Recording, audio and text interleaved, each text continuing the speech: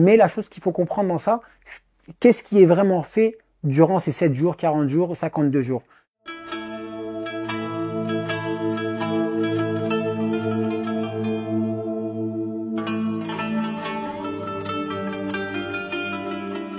Alors, en islam, c'est vrai que c'est important de le préciser, il y a ce côté culturel, rite, que les gens, à force de le faire, croient que c'est la spiritualité, c'est l'islam, alors qu'il n'y a rien à voir.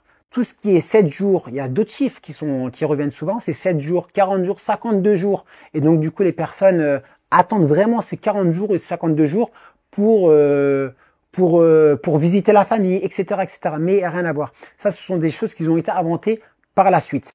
Mais donc il n'y a pas, ça c'est plus côté culturel ou rite, etc. Donc les personnes, à force de faire ça, ont vu ça de leurs ancêtres, etc. Donc ils ont pu croire que c'est le côté religieux, mais il n'y a rien à voir.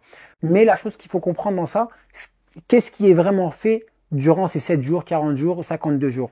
Si ça vient pour aider la famille, pour leur souhaiter leurs condoléances, ou aider la famille pendant les 7 jours, et essayer d'aider la famille en ramenant une famille qui est en deuil et en souffrance. Donc automatiquement, si les voisins leur viennent en aide pendant ces 7 jours, par exemple, je sais pas, en leur proposant à manger, en leur proposant de l'aide et tout, etc., c'est très bien. Mais lorsque c'est utilisé à bon escient. Mais il ne faut pas attendre. Malheureusement, il y a des choses qui sont faites qui ne sont pas forcément qui ne sont pas forcément très bien. Des fois, il y a des personnes qui attendent à manger de la famille défunte, alors que voilà, ça c'est des choses vraiment à éviter. Mais la chose que je veux dire, c'est que ces chiffres ne veulent rien dire islamiquement parlant. Donc il n'y a rien, mais c'est plus culturel ou des rites qui se sont installés au fur et à mesure. Donc voilà. Mais il n'y a rien de. C'est des choses qui ont été inventées par la suite.